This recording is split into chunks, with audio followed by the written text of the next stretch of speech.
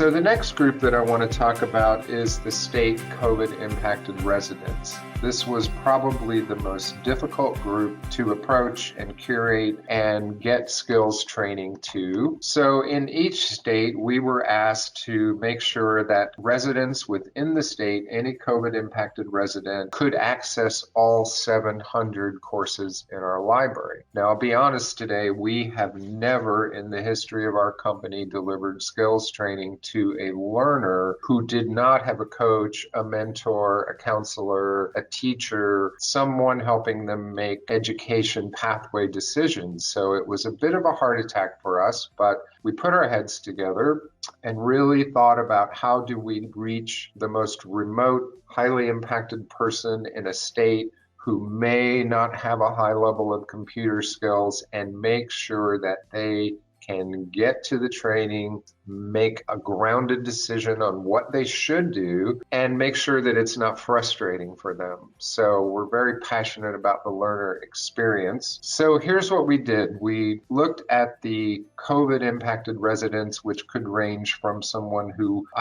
was impacted dramatically, lost their job, living on unemployment, low income, to someone who, might have had to change gears and shift gears. So we created 3 definitions of a COVID impacted resident, put them in one of 3 categories. So the first one is the group of people who are unemployed and desperately need a job right now. The second group, people who may be working, but maybe not in such a great job, and they really want to get a better job, but they are working, they're drawing an income. And then the third group, people who are working, they like their job, but they really want to move up in their organization, and to do that, they have to acquire new skills. So again, unemployed, working in a bad job, working in an okay job, and want to get better. So for those who are unemployed, we created a new curation or product that we did not have before. So we took the library and created 5 learning programs to get someone a job right now. These may not be the best middle skills job on earth, but get people out of unemployment and into a wage earning job. So we took our library and curated it for entry-level positions in advanced manufacturing, entry-level in logistics and distribution,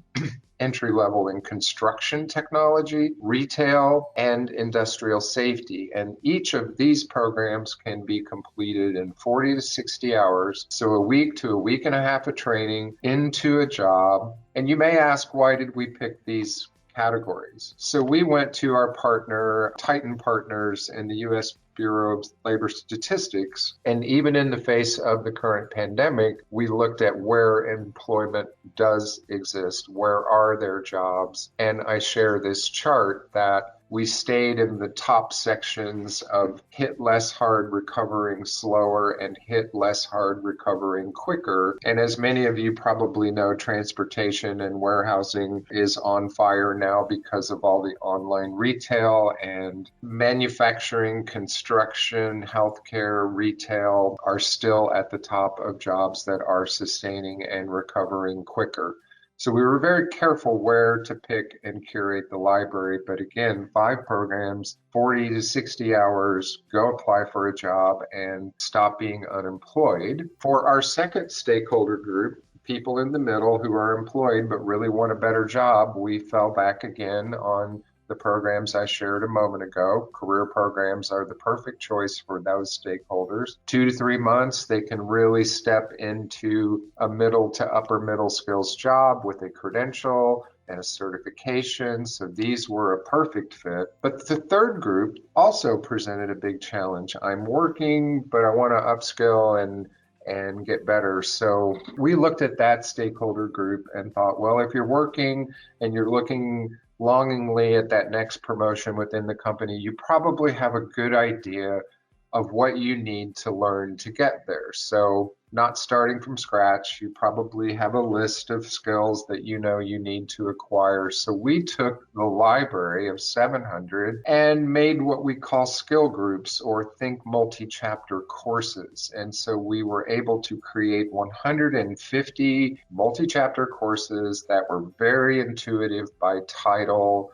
blueprint reading, advanced blueprint reading, geometric dimensioning and tolerancing, communication skills, conflict. Titles that would resonate with the working learner who wanted to upskill.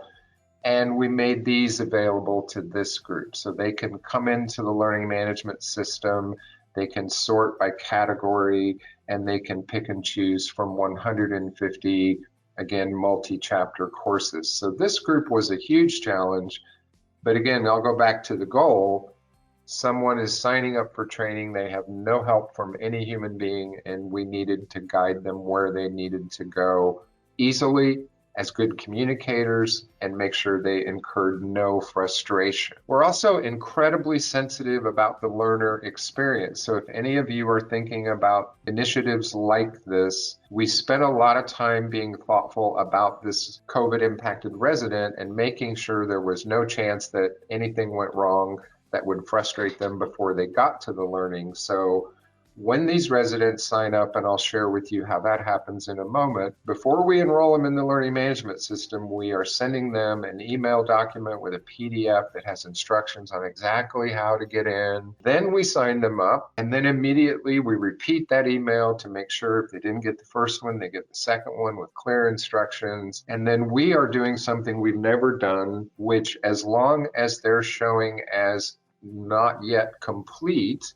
we're emailing them every week with emails of encouragement, keep going, tips for learning. So we're really surrounding this learner with a lot of digital support to make sure they don't get frustrated, they don't hit a technology wall that causes them to say, I'm done. And so again, we were just really thoughtful about this group of people and the fact that they don't have coaches and counselors and mentors to help them. The last thing on the learner experience that we did was we created certificates of completion for these unsupervised learners to make sure when they completed, they not only got a piece of paper with their name on it, but on the back side of that piece of paper, we included a very detailed, what most of you would describe as a transcript, but a transcript written in the language of skills so that that learner, no matter how unskilled, how unsophisticated at interviewing they might be, could walk into an employer,